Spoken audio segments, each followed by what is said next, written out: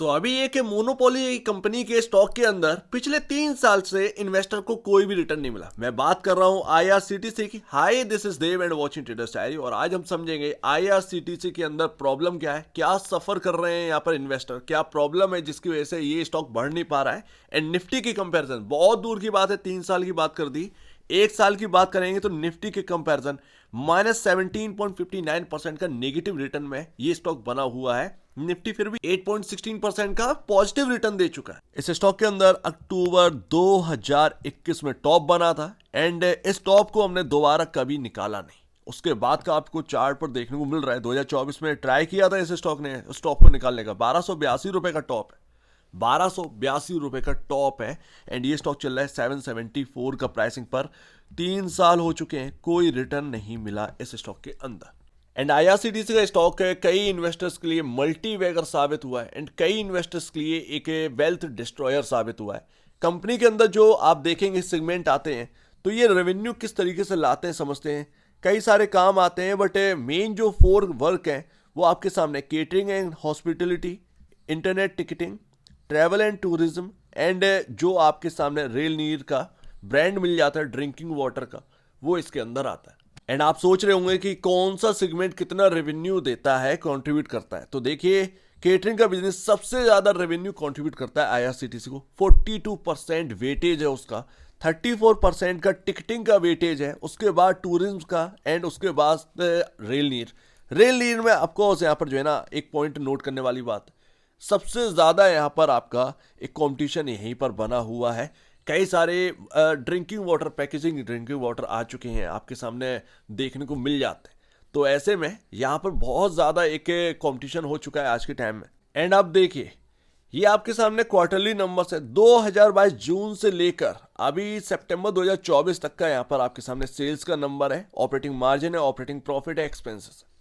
यहां पर अगर आप देखेंगे तो किस तरीके की आपको ग्रोथ देखने को मिल रही है। बात को समझिएगा कि प्रॉब्लम क्या है आईआरसीटीसी के अंदर। आपके सामने 853, 800, 918 ये आपके सामने लमसम 2 साल से ज्यादा का क्वार्टरली नंबर्स हैं। एंड आप देखिए 853 करोड़ से 1064 करोड़ पर सेल्स का नंबर निकल कर आया है। ऑलमोस्ट आप कह सकते हैं कि फ्लैट सेल है, थोड़ी बहुत ग्रोथ यहां पर देखने को मिल रही है सेल्स के अंदर। उसके बाद ऑपरेटिंग मार्जिन बिल्कुल फ्लैट बने हुए हैं, 30% से 40% के बिल्कुल बीच में। जहां तक बात है सितंबर 2022, जून 2022 में, क्योंकि आपको पता ही है कि कोविड के टाइम के बाद लोग एकदम से निकलना स्टार्ट किए थे तो उस वक्त बिजनेस बहुत तेजी से बढ़े थे, ऑपरेटिंग मार्जिन भी अच्छे थे, 38% का हिट किया। उसके बाद दोबारा यहाँ पर 38% का हमें देखने को मिला ही नहीं। ऑपरेटिंग प्रॉफिट बिल्कुल फ्लैट है एंड नेट प्रॉफिट आप देखेंगे तो कैसा देखने को मिल रहा है, ऑलमोस्ट यहाँ पर फ्लैट ही आपको देखने को मिलेगा, कुछ भी ज्यादा आपको चेंजेस देखने को नहीं मिलेंगे। वही 200 से 300 के आसपास यहाँ पर जो है ना वो नेट प्रॉफिट का फिगर आता रहता है। ऐसे में आपका अर्निंग पर शेयर, किसी भी स्टॉक को चलने के लिए अर्निंग पर शेयर में ग्रोथ चाहिए ही चाहिए। अगर वो ईपीएस में ग्रोथ नहीं आई तो आप क्या ही चल पाएंगे। एंड वही चीज यहाँ पर है, आपके सामने नेट प्रॉफिट की जो फिगर है वो बिल्कुल यहाँ पर इनलाइन है। एंड अब आ जाइए एनुअल नंबर्स पर। सेल्स के नंबर आपके सामने अच्छा यहाँ पर परफॉर्म किया है। अगर आप देखेंगे मार्च 2016 से मार्च 2024 तक का, तो ऑलमोस्ट सेल्स देखिए 1367 करोड़ से 4270 करोड़ पर पहुंच गए। अच्छा ग्रोथ हमें देखने को मिला है बट उतना डिसेंट ग्रोथ हमें देखने को नहीं मिला है जितना कि स्टॉक परफॉर्म कर गया था, कर रहा है ये नहीं, कर गया था, उस पर हम आएंगे। बट ऑपरेटिंग मार्जिन आप देखेंगे तो यहां पर आपके सामने 34% का क्लॉक किया है, जो कि पिछले 3 साल से एकदम फ्लैट है। एंड मार्च 2022 में 47% का यहां पर ऑपरेटिंग मार्जिन क्लॉक किया था इस कंपनी ने। एंड वहीं से आप देखेंगे कि जो मैं कह रहा हूं ना, कोविड के बाद मार्च 2021 में आपका ऑपरेटिंग प्रॉफिट जो है वो 188 करोड़ का रह गया था। एंड मार्च 2022 में बहुत सॉलिड यहां पर ग्रोथ हमें देखने को मिली थी, कम बैक हुआ था, 874 करोड़ का यहां पर सालाना ऑपरेटिंग प्रॉफिट क्लॉक किया था। एंड नेट प्रॉफिट आप देखेंगे तो 2 साल से बिल्कुल फ्लैट है। बट आप नेट प्रॉफिट के नंबर्स पर आप नजर डालिए, जिस तरीके के एनुअल यहां पर ना प्रॉफिट निकल कर आता है, उस हिसाब से जो आईआरसीटीसी को वैल्यूएशन मिली थी क्या वो जस्टिफाई करती है। चलो बहुत डिटेल में समझाता हूं। आईआरसीटीसी का आईपीओ आया था, ऑफर साइज कितना था गवर्नमेंट यहाँ पर ऑफर कर रही थी 12.6 मिलियन, यानी कि 1 करोड़ 26 लाख शेयर से बेचने के लिए आ रही थी। एंड जो भाव था आईआरसीटीसी के आईपीओ का वो 320 रुपए पर शेयर था। ठीक है, उसके बाद अगर आप देखेंगे ये स्टॉक लिस्ट हुआ था 5,700 करोड़ के मार्केट कैप पर। आईपीओ का जो वैल्यूएशन था वो आप देखेंगे 3,000 3,500 करोड़ के आसपास का था। ऑलमोस्ट डबल के आसपास यहाँ पर लिस्टिंग हमें देखने को मिली थी। अच्छा आईपीओ था, लेकिन वहां से अगर आप देखें 5,700 करोड़ से, तो ये लमसम 20 टाइम इसका मार्केट कैप सर्ज किया था 2021 के टाइम जो टॉप बना था। तब तक ये 1 लाख करोड़ का मार्केट कैप छू गए थे, 1 लाख करोड़ का मार्केट कैप सरपास भी कर लिया था।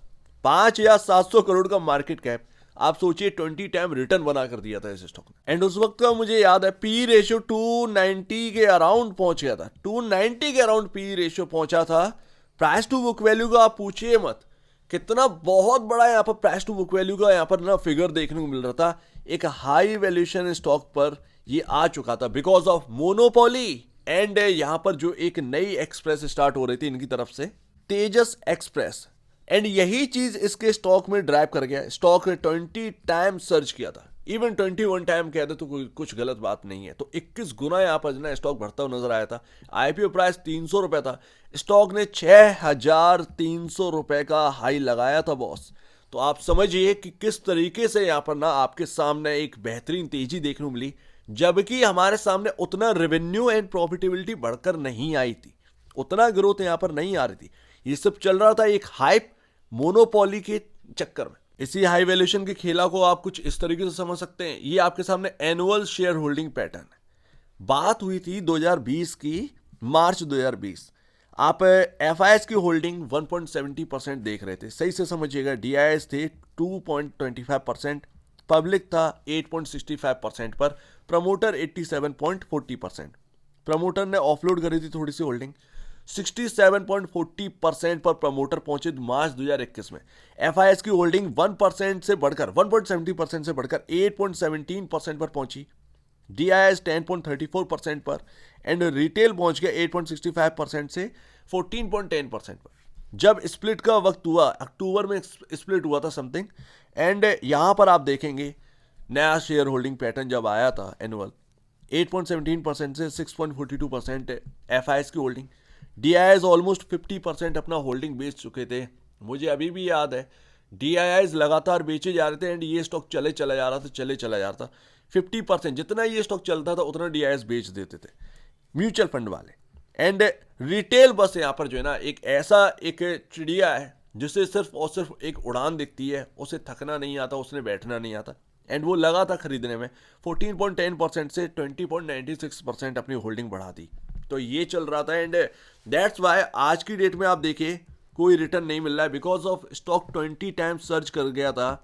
एंड ऐसे में जब ग्रोथ की बात आती है तो वो कहीं दिखाई नहीं देती है। तो अभी आपको ना पूरी बात समझ में अभी भी नहीं आई होगी, आप सोच रहे होंगे कि ये क्या कहानी पका दी। समरी बता दो। समरी ये है बॉस कि जब इसका आईपीओ आया था ना तो 5,700 करोड़ का वैल्यूएशन था, उसको 20 टाइम यहाँ पर ना इंक्रीज किया गया, ये पहुंच गया 1 लाख करोड़ के मार्केट कैप के ऊपर।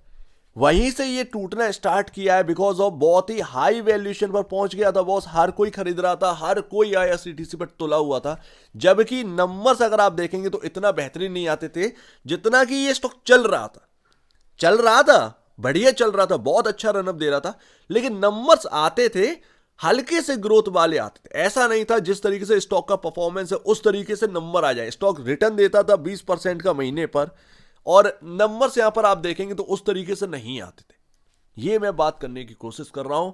एंड हाई वैल्यूएशन के चलते ये स्टॉक के अंदर बहुत बुरी तरीके से टूटन आती है।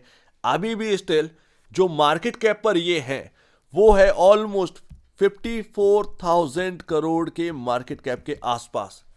सोचिए समझिए इस बात को, अभी भी जो एक मार्केट कैप मिल रहा है आईआरसीटीसी को वो स्टिल अभी भी काफी ज्यादा है। जबकि अभी नंबर्स अगर आप देखेंगे 2 साल की उठाकर, मैंने आपको पहले ही ये दिखाया क्वार्टरली नंबर फ्लैट है, आपका प्रॉफिटेबिलिटी फ्लैट है, आपके अर्निंग पर शेयर में ग्रोथ नहीं है। एंड ऐसे में आप सोच रहे हैं कि स्टॉक रिकवर कर जाए, कैसे यहां पर ना रिकवर कर जाए, क्योंकि जो मार्केट कैप पर ये है ऑलरेडी जिस वैल्यूएशन पर आया था वो 10 टाइम यहां पर अचीव कर चुका है। एंड दैट्स वाई स्टॉक यहां पर ना एक कंसोलिडेट कर रहा है। यही चीजें चल रही हैं आईआरसीटीसी के अंदर। ग्रोथ के नाम पर कुछ नहीं है, मोनोपोली हाइप के नाम पर उस वक्त स्टॉक चला था, बिका, खबरें बहुत आई, तेजस एंड वगैरह वगैरह बहुत सारी खबरें आती रही, बट आज की डेट में उसका कोई भी असर हमें देखने नहीं मिल रहा। वो सभी की सभी खबरें जो है ना, वो बिल्कुल यहाँ पर पानी की तरह फिर चुकी हैं, क्योंकि स्टॉक के अंदर कोई रिटर्न ही नहीं है। स्टिल अभी भी अगर आप देखेंगे लास्ट, यहां पर आपके सामने पता नहीं है भैया फंडामेंटल कैसा है या क्या है, अदरवाइज हाई वैल्यूएशन अभी भी है। मार्केट को क्या लगता है, मार्केट को जो लगता है वो मार्केट जाने। बट अभी जो देखने को मिल रहा है, ये 1 मंथ का चार्ट है आपके सामने। जब से लिस्टिंग हुई है तब से लेकर अब तक का यहां पर आपके सामने चार्ट है। एक ट्रेंड लाइन आप बनाएंगे तो कुछ इस तरीके से बनेगी। आप देखेंगे कि इस ट्रेंड लाइन के चलते चलते कहां गया, वापस से आया तो इस ट्रेंड लाइन के आसपास ही सपोर्ट लिया है, वापस से आ गया, अब ये दोबारा ट्रेंड लाइन के आसपास आ चुका है। आईआरसीटीसी 1 मंथ की कैंडलस्टिक चार्ट है, आप लगाकर देखिएगा। अगर आप सोच रहे हैं कि अभी तक आईआरसीटीसी ने अंडर परफॉर्म किया है तो आप गलत कह रहे हैं। अगर ये लाइन तोड़कर आईआरसीटीसी का स्टॉक नीचे आता है, जो कि अब तक है यहां पर ना, जब से लिस्टिंग हुई है अब तब से लेकर अब तक नहीं हुआ है, ठीक है ना।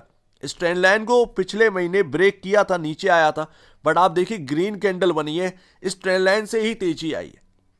जब ये ट्रेंड लाइन के नीचे की क्लोजिंग देगा तब आप यहां पर देखिएगा, अगर कुछ वक्त तक ये ट्रेंड लाइन के नीचे रहता है तब ये एक अंडर परफॉर्मर बनेगा। सिंपल सी बात है। अभी तक कोई भी अंडर परफॉर्मेंस यहां पर जो है ना, आपको लग रहा हो कि अंडर परफॉर्मेंस थी, नहीं, गलत। अगर ये ट्रेंड लाइन के नीचे ये कामकाज करना स्टार्ट कर देगा तो अब अंडर परफॉर्मर बनेगा आईआरसीटीसी का स्टॉक। लेकिन अगर यहीं से रिकवरी आनी होगी तो यहीं से रिकवरी आ जाएगी। पास्ट डेटा ये कह रहा है, तो ये बात आप समझिए। अभी तक कुछ भी अंडर परफॉर्मेंस नहीं था, ये चल नहीं रहा था, आप कह सकते हैं। ये ट्रेंड लाइन अगर ब्रेक होगी, क्योंकि तब से लेकर अब तक, जब से लिस्टिंग हुई है तब से लेकर अब तक ये ट्रेंड लाइन बनी हुई है एंड यहीं से घूमता है बार बार। अगर ये इस बार यहां पर ना 732 का लो लगा था, आई थिंक 732 का लो लगा था, ये अगर इसके नीचे कामकाज स्टार्ट कर देगा ये स्टॉक, तब एक अंडर परफॉर्मेंस स्टार्ट कहीं ना कहीं होने की संभावना है। तो अपने जो फाइनेंशियल एडवाइजर है या ब्रोकर है उनसे ये बात समझिए और देखिए कि क्या आपको बाय करना चाहिए। जो होल्ड कर रहे हैं, मेरा उनसे कोई भी यहां पर ना कोई भी राय आए नहीं है भैया, राय आए तो कुछ देता नहीं हो, बस मैं आपको जो चल रहा है वही मैं आपको दिखा रहा हूं कि वही ट्रेंड लाइन, उसी पर आप जो है घूम रहे हैं। काफी क्रिटिकल जोन में आईआरसीटीसी का स्टॉक है, तो अगर इसके नीचे कामकाज करेगा तो अंडर परफॉर्मेंस चालू होगी। ऐसे में आपको बाय करना चाहिए या नहीं करना चाहिए वो आप अपने फाइनेंशियल एडवाइजर या ब्रोकर से पूछेगा। बट ग्रोथ के नाम पर जो ढिंढोरा पीटा गया था एक टाइम पर, वो मार्केट की बातें थी, उसमें किसी गवर्नमेंट का रोल नहीं था। नहीं, गवर्नमेंट ने कभी आकर आपसे ये नहीं कहा कि भाई ये खरीद लीजिए या वो खरीद लीजिए, नहीं नहीं। ये लोगों की बातें जो है ना, वो घूमने घुमाने वाली वही चीजें आती रही। तो अगर रिकवरी आनी होगी तो यहां से आएगा, लेकिन अंडर परफॉर्मेंस तब स्टार्ट होगी जब इस ट्रेंड लाइन को तोड़कर ये स्टॉक नीचे काम करने लगेगा। एंड इस ट्रेंड लाइन को नीचे तोड़ने के बाद भी इस ट्रेंड लाइन को एक रेजिस्टेंस की तरह ये मानने लगेगा। समझिएगा बात, इस ट्रेंड लाइन के नीचे आ गया एंड उसके बाद रिकवरी अगर आती है और अगर ये ट्रेंड लाइन से ही रेजिस्टेंस लेने लगा तब ये अंडर परफॉर्मेंस चालू होगी। अदरवाइज यहीं से कहीं ना कहीं रिकवरी आती रही है, इस बार भी कहीं ना कहीं हो सकता है रिकवरी आ जाए। सो उम्मीद है काफी कुछ आपको समझ में आया होगा। एक बार निवेश से पहले या बेचने से पहले अपने ब्रोकर एडवाइस से जरूर सलाह लीजिए। खुद की स्टडी करे, उससे बेहतर कुछ भी नहीं है, खुद की स्टडी ही मस्ट है। तो आप दीजिए वीडियो देख लेंगे, बहुत धन्यवाद दोस्तों।